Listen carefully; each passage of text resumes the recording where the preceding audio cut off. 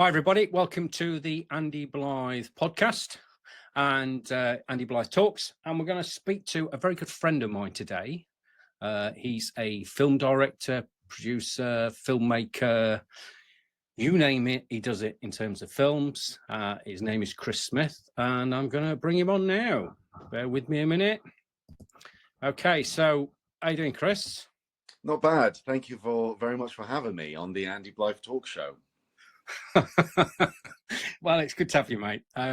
Obviously, we know each other through film stuff and various issues. So, first of all, I just wanted to ask you. I've never really asked you this question, I don't think, anyway. But so, how did it all start for you in terms of filmmaking? You mean from an early age, or? Well, yeah. Where did it all start from? It all started from when I was borrowing my parents' camcorder and started making short films that way.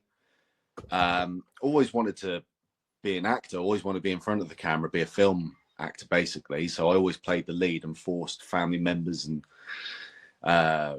friends and all that from school to be in them. And then I just started taking it too seriously, I would say. And then, I mean, they're not of any good quality, but I just remembered from a very early age that this was something I really wanted to do, but be on the opposite side of the camera. Oh, right. So when did it start in terms of, because when I first met you, I knew you from behind the camera rather than in front of the camera. So when did that really start?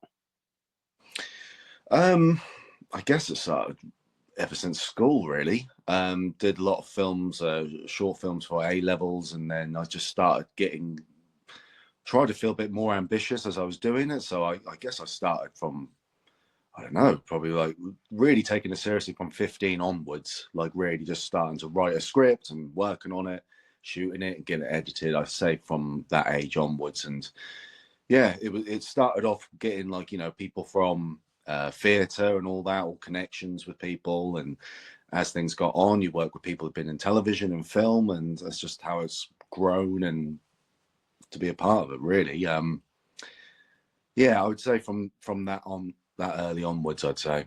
I mean, I'm 36 now. Okay, so when did you sort of obviously talk about that you wanted to get into it, but when did you really start taking it seriously? When sort of do you feel like that transition came? Because I know that obviously you've made several feature films and what have you, and shorts. So when did you sort of move into that sort of transition? Probably when I was doing for my first feature film was about 2013 when I made I'm Still Here. That was my master's film, and it was my first attempt of making a feature film, something that was at least going to be over 45 minutes. And it was the most ambitious one at the time, obviously. And we put every resource into it. I put my own money into it, a lot of money into it. And so I'd say from about 2013 onwards, so roughly about my early 20s, I was doing it. And it just never stopped. It just kept on going, really. So you went through that sort of process of you went through uni doing did you do a degree in filmmaking as well, did you? Yeah, I've got a BA and a master's in film, similar to you as well, isn't it? I don't have a degree in filmmaking. My degree is in computer science, actually. Oh, is that where the master's is? No, my master's is in filmmaking. Yeah. Oh, there we go. That's what I meant. We're similar to that degree. Yeah. Oh, okay. Computer science. Yeah, I was the worst computer programmer on the course. I really was not. Yeah. I was running into computers then, and well, sort of into computers. I thought it was sort of a degree I could do in my 40s, but I wasn't a great programmer. I got first. That's always good. But that was because I was able to work out how to do the exams in a way, and how I could try and pick up marks on the subjects that I was better at, because it wasn't all programming. But anyway, it's not about me, it's about Christopher today. Christopher Smith. So you did your degree and you went on to your master's and did that then. So I suppose, like you say, that was quite an ambitious project then, to do a you know, a feature film for your masters as well. Was that necessary to do a film as long as that, or? No, not at all. That's not what they required. I think it was literally as straightforward as like a 5-minute film. But for me, I really wanted to make a long film. But the thing is, we had like 3 hours of material that was shot, and so we deleted like half of the film basically. So you know, that was all, half of it was all deleted scenes, and so I wasn't very good or very well experienced at trying to time what a feature film entails. I think, like I said, I only wanted it to be an hour, I think, and it turned out to be 3 hours. But since then, you just get used to limiting your story and what you want to do next, and yeah, how we do it. Like I said, Buying Time, that's like one of the shortest feature films made, and we made sure we were very, you know, intact with what we want to, how we want to conclude the story. So, you know, it's kind of from experience, but Yeah, so that brings me on to, actually, how would you say that you've sort of developed as a filmmaker, would you think, over the last, say, 10 years, 12 years? I've become a lot more conscious of time. Time is not a filmmaker's best friend at all. So I always learned that you need to be quick, not necessarily from a business point of view, but just to keep things going. There's some filmmaker friends I know who are perfectionists, and I always thought I was one, but it wasn't until I met some, you know, local filmmakers who really take months and months into their craft, and sometimes it can be wrong that way, based on like continuity or any personal problems or anything like that. But yeah, I always thought like money and time is really where it's at when it comes to making films. But development wise, I don't know. I think I've become a lot more attention to detail in films as well. I sort of really start to focus on why characters, what like their motivations, why they would do this, why they wouldn't do it, what certain things signify, and then try to bring that back into a story. Whereas back then I wasn't even thinking that at all. So okay, that actually brings me on to the next question I was going to ask you. Is you talked about time issues and things like that. So how do you balance your personal visions alongside those restrictions like money and just practical limitations, really, of filmmaking? How do you balance that? that's by simply writing around it. That's the thing, isn't it? I mean, I'd throw in that locations can be a nightmare as well, because I think 9 times out of 10, every time you write a story, you're always thinking of the location, like the perfect visual location, and it's never really how it's comes. Sometimes it does, sometimes it doesn't, and I do think locations are a very crucial point in filmmaking. And sometimes if you're given that as an example, you have to work a way around it, write around it, limit yourselves to certain things. Yeah, I don't know if I was waffling on or whatever, but all right, no, that's fine. Okay, it's hard to balance. But I mean, what about you? What do you think as a filmmaker? I think you just have to be very flexible as a filmmaker. You've got to think out of the box. So, like, just simple examples. If, like, for example, I know we've discussed this, you know, if you need to film something at a cafe, for example, you think, oh, I don't think we can do a cafe. Let's think of something alternative where we haven't got to worry about the location. It isn't going to cost us any money. And we spoke about this, and we just had this idea of, okay, rather than being a cafe, perhaps these characters have some chips together. We can do that. We can film it anywhere.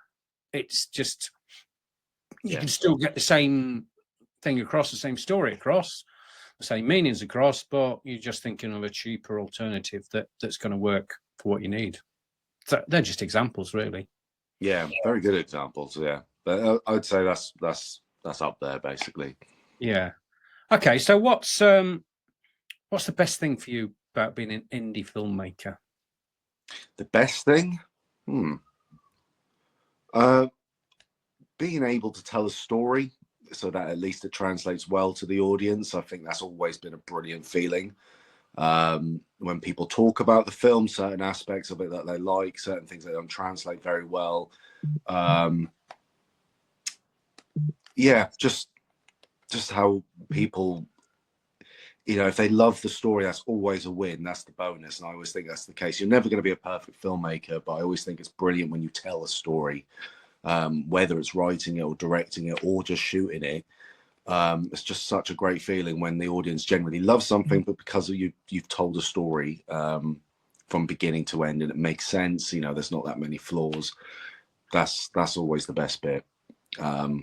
I never expect anyone to think, oh, it's not a perfect film by any means, but if you were entertained and you were sitting down from beginning to end, I always think that's one of the best things about being a filmmaker, in my opinion. What's the worst thing? The worst thing? What's the worst thing about being an indie filmmaker then? Probably not having enough money, or not having enough people as you would love to have, basically. Or it'd always be good to have someone who's very committed as a first AD, or as a script supervisor, or a production designer, anyone who's there on set, who's just there at your aid. But we had very limitations, especially when you don't, you have a shoestring budget. So you can either afford what you only have or just work from nothing, or scraping the barrel almost. So that's why I think we're quite lucky with what we've done, so to speak, especially with the lack of number of crew members that they've always been. Do you know what I mean? Yeah, I think I'd agree with you that. I think in some ways, if you had people that are for certain roles, you got more people just to do those specific roles, in some ways, that makes it easier than if you have money, in some ways, because then you just got to concentrate on, have one hat on or a couple of hats on, don't you? Yeah. And it's always good to have, the more people, the better, but then you don't want to feel like you're wasting their time and things like that if you're balancing loads of plates. But no, yeah, I always feel like those are limitations of what you have. But yeah, I would say that's the worst bit. Okay. All right. Well, that brings me on to something. Brings me on to your latest project. You look surprised then. I was surprised. Yeah. Your latest project. It's like these are all linking into one another. Yeah, they are. Like I know you're helping you transition to the next thing. It's like I know you fairly well. Okay, so your latest project, latest film you've done, Diamond Dogs. Tell me about Diamond Dogs, how that came about, and yeah. Diamond Dogs is a film purely made from within. I always wanted to make a heist movie, especially a comedy. I knew that there was going to be, so many limitations of doing a serious one. I've worked with you guys on To Go Mad, and I really liked the sort of the relationship between you and Nick. I always just thought there was something that was quite worthy of putting into a film somewhere. And then the heist concept with pairing with you two, I just thought was a no-brainer, and that's really where it came from. And it started off really small. I pitched it to Joe, the co-writer, and we wrote a short scene.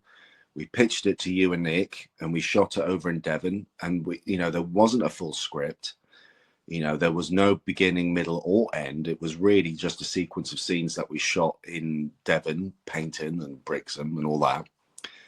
And then it kind of just, the snowball down the hill turned into be a bigger snowball. We added more scenes. We added, right, now that we've shot this, we can then add this bit in. And it started off from what was August 2024 up to August 2025 today, as this live stream goes. And it's been a full year of just literally trying to piece together the puzzle of what we already was set to build. And yeah, I think that's really the thing that came about, was really having a Nick and Andy show about a heist, and whatever happened. And that's what I was interested in doing, as long as you and Nick were okay with it, obviously. Yeah, well, obviously we were. So is this the first time you've done a film where you've basically written as you've gone along rather than have the script already beforehand? Yeah, I would say it is.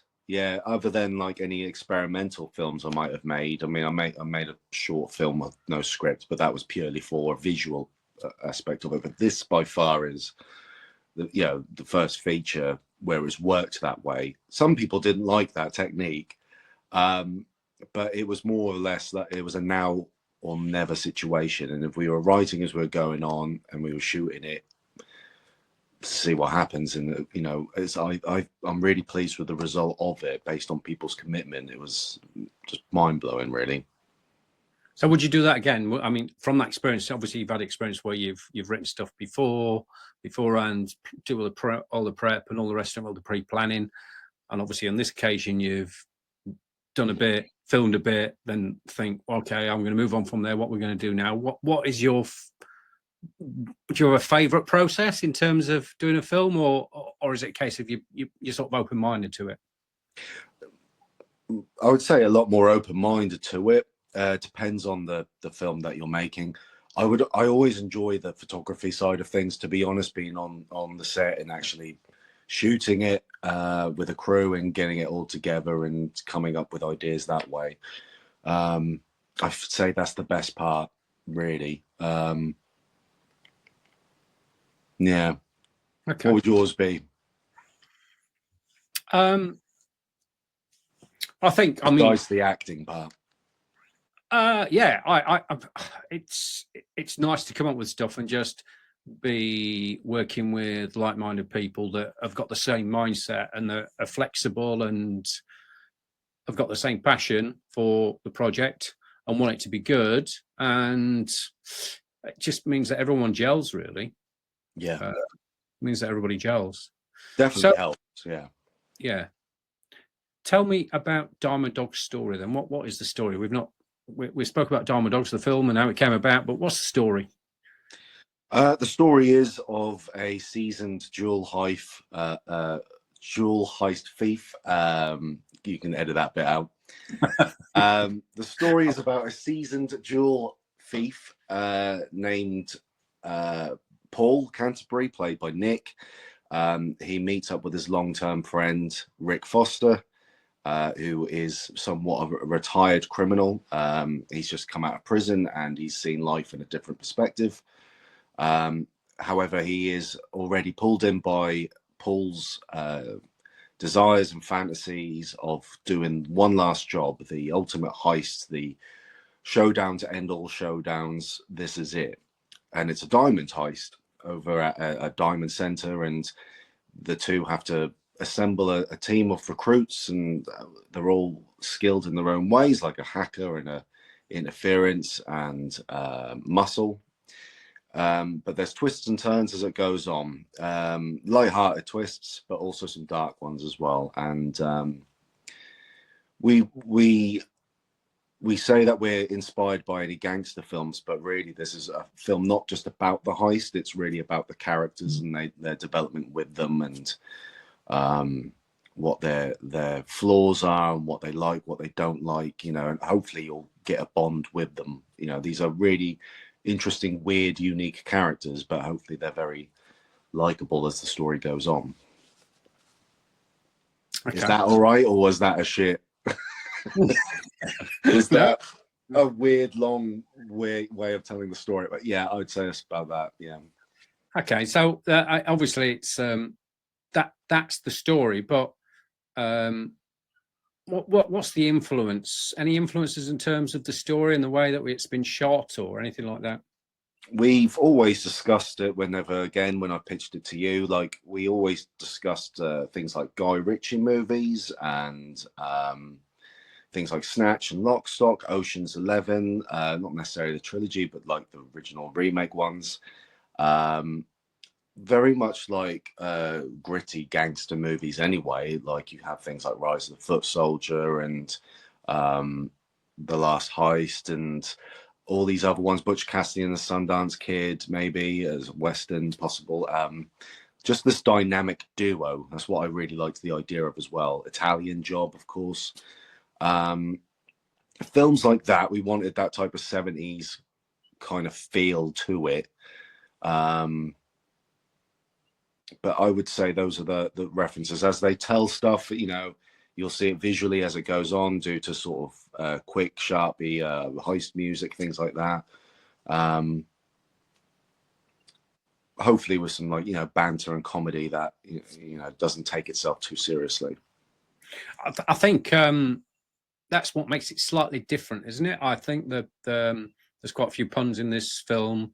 It's light-hearted. There's some ridiculousness at times, but it also goes quite serious, and there's some sadness as well. It's got all the elements in many ways. Yeah, it does. Yeah, and like I said, it's, some people might watch this and go, "This is not a very well instructed heist film," but the point is that our focus isn't necessarily on the heist. That's purely the activity that they're doing. You want to follow these characters. You want to find them interesting, and as it goes on, they all have their moments, and yeah, that's. There's good points and there's bad points, and hopefully as it goes on, the audience will feel for them. Yeah, I think it's very character driven, definitely. That you've had a few reviews already that people have seen it before it's come out, and I think it's fair to say that they've probably picked up on the character driven aspect of it. Would that be fair to say? I would say so. Yeah, the positives seem to be on story and characters. Which I'm really pleased about. That's one of our main priorities there. They always say the acting's very good, which is brilliant, because there are some of the cast members, aren't, naturally or experienced performers, and they're all top notch in it, which is great.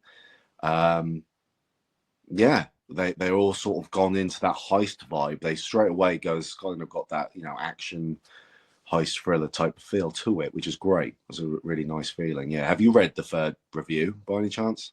I have read the third review, yes. What do you think? Which was very good. Very good. Didn't dive in as deep as the other two reviews.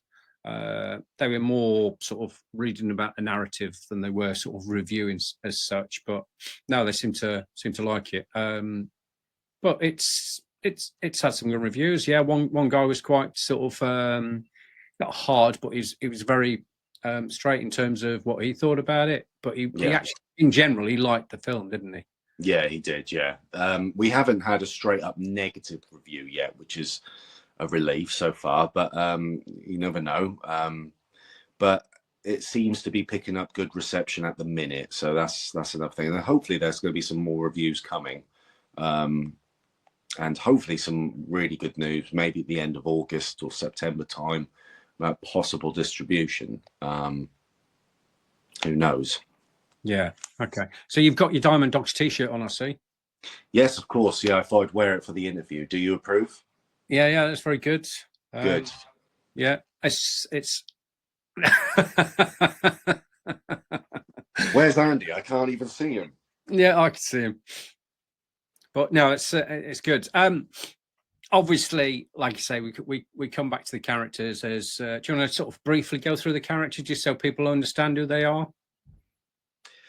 So there's 7 main characters really in the film. Two priority being Rick and Paul. So you've got Rick, who is a former criminal, I'd say. He's kind of come out of prison and due to some trouble, and he's been twisted and pulled into the latest heist, and he's having second thoughts. Kind of the straight guy. And then you've got Paul Canterbury, who's someone who's never been caught. He lives and thrives off the buzz, the kick, whatever you want to call it, of the heist lifestyle.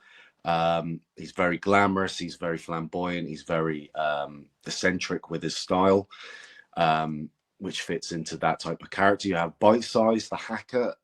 He is a character who likes to fabricate his stories, and he's one of those characters that whatever he says, people don't necessarily believe him. And you've got Anya, who plays Adriana De Silva. She plays a character who's not really meant to be there, but she gets pulled into it due to past experiences. But more on that when you watch it. You have Colin Bell, who is the getaway driver who has become an Uber driver, Troy Armstrong, who is the muscle, and he. I love the review that someone said about Troy, is that he's got the mentality of a protein shake. Was that what it said? Yeah, something like that. Something like that. I love that expression. And he's the tough guy, but there's a heart to him. And you have Isaac, who is like the mastermind, who's almost like the Charlie and Charlie's Angels, never gets seen in person, always seen from a device. So I would say those are your mainish characters. Okay. Do you have a favourite scene? God, that's putting you on the spot, isn't it?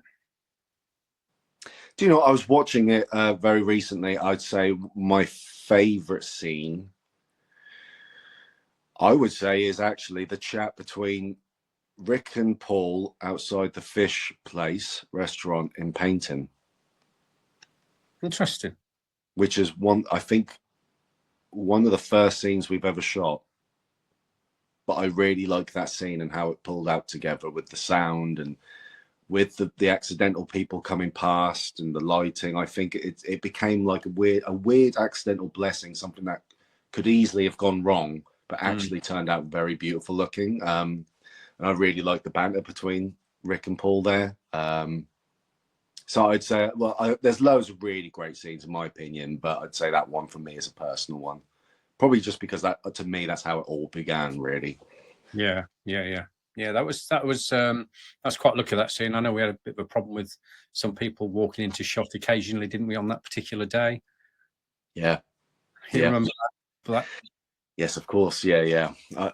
It was a very difficult time just due to conditions that we had, but we managed to pull it off. And yeah, for something that really didn't have that much of a crew, it was only like 2 other people that were helping us all shoot it, and it's to me that looked like a really nice end result on that. So, do you have one?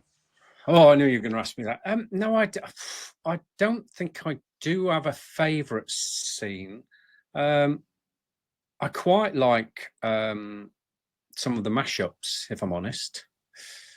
You mean like montages, or? Yeah, I think probably one of my favourite scenes may well be when the guys are coming out of the van, when the camera's looking from above. I think that might be one of my favourite bits, and the way that cuts in with as things progress. Yeah. It's very sort of a bit Guy Ritchie, I suppose. It's got that certainly got that feeling to it. Yeah, so probably that. Excuse me. Okay, so coming back to the whole thing of putting it together, etc. Often there's been a mix of crew, hasn't there, within reason. But during the majority of it, obviously, we've had the 2 Darrens, I understand, have been there on the crew. How have they been for you? They've been brilliant. They're like a third arm to have. They were the vision and the sound. I'd say they really did it. They bucked up their A game, and they were really brilliant to work with. Would do what only necessary to make things look really good, and they're easy to work with. Great sense of humor on set, which is always helpful, and very patient people. I couldn't recommend them on any film set, really. Hopefully this is a plug-in for the Darrens. If you want to get some DITs and a sound recordist, maybe get the 2 Darrens, the double Ds. Double Ds, as I know, yeah. Yeah. Like any film, yes, we have the crew, we have the actors, but I think what people always forget about that can make a film look realistic is just the other extra people that come in and support and help out, whether that's on screen or whether that's off screen. I know you did lots of shout outs for help with certain things like a mobile home, looking for extras for the prison scene, that sort of thing. So how do you think that makes a massive difference to have, a few extras in there that can make things look far more realistic? In any situation, probably I would say yes, but that's not necessarily as well. I mean, you sometimes, you know, if you want to pay close attention with a scene of just one actor, you can very much limit yourselves crew wise. But you know, for example, when we wrapped Diamond Dogs, we had a bit more hands on set, like we had an AD and stuff like that, and who kept things on the ball, and that really helped. Other than me, you know, me bossing people about, it was quite nice having someone else boss people about. So yeah, I mean, I'd say it's always helpful. The more, the better. But not necessarily if you're trying to do like an intimate scene or. No, I suppose. Yeah, I understand that. But obviously, you've done bigger scenes like the prison where you've needed extras and people walking past camera and things like that, that certainly helps, doesn't it, to create? Yeah. And big shout out to them, I suppose. Yes, absolutely. Big shout out to them. Everyone who has come on set, not just on set, but who's given out any sort of moral support, any of the backers on Indiegogo, because we did it twice and we still had some donations on both. And I can't thank each and every one of you for giving your time and your financial share into the film. I really hope that obviously it's not going to be something of waste to you. I really hope that, you know, to all the backers, I hope they think that their money's actually gone to a really worthy investment. Well, I mean, obviously the money's gone to, I understand the money's gone to sort of just helping sort of really to put the film together. Nobody's been paid, no one, anything like that. So No. It's gone to making the film better, hasn't it? Yeah, absolutely. Yeah. And yes, a shout out as well to the two people who we dedicated the film to as well. You know, their inspiration and help has really got us to where we wanted to be today. You know, Jules Maxine and Carl Robinson. Carl Robinson was like one of the top producers, and he put a lot in. And he passed away a few months. And Jules Maxine, who sadly passed last year. She was in our previous film, Buying Time. So, you know, shout out to those two. And yeah, we dedicated the film to them, basically. Yeah. Yeah, which is nice. Certainly a nice thing to do. Yeah. Why should people watch this film? I'm glad you asked me. Because hopefully you'll have a great time watching it purely on the characters and the character development and the problems that they face and what they go through. There's hopefully some laughs that we think will work, and hopefully that's worth your time and investment into watching it. We are again trying to make it as funny as possible, as it's a comedy, but yeah, hopefully you'll laugh with it. That's what I'm saying. Yeah, I think it's definitely entertaining, isn't it?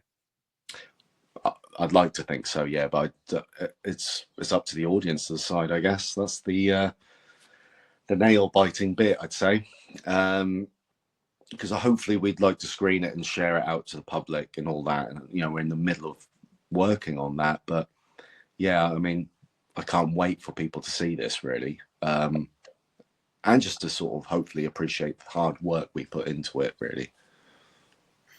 Okay, cool. All right, Kris, anything else you want to add about Diamond Dogs before we let you go? I don't know. I don't think so. I mean, a shout out to yourself, of course, for playing Rick and the other many things you have attributed into this film. Nick Elliott, Steve Knight, Leo Martin, Anya Kick, Conrad Brensky, Dwayne Tucker is brilliant in it, and Joe Betts, who come on board to help me write with this. But yeah, it's Mark. And Mark Wells, of course. Look, there's about 7 characters or whatever. I know. Yeah. You got so into this film that you actually had a tattoo done, didn't you? Oh, what, this one? Yeah. Yeah. So that's always going to be a tribute to that film. But yeah, because I feel like it's something very special. I'm really pleased of it at the end of the day. So, but thank you very much for having me on the show, Andy. It's been an absolute delight. Thank you for coming on. It's always good to speak to you anyway. You're a lovely guy. You're an experienced filmmaker, and Thank you. Obviously, clearly, you enjoy what you do, and you just want to get films out there so people can see them and enjoy them As much as we can, yeah. Like I said, you don't have much time to make films these days, really. So you just got to keep pumping them out, and hopefully you get better as you go along. Obviously, but that's the goal. But yeah, you always try to make yourself a lot more ambitious than the last project you just made. Okay, all right. Thanks very much for coming on, Kris. Yeah, thanks everybody for watching. If you like this podcast, please do like and subscribe, and we'll see you on the next one. Bye for now.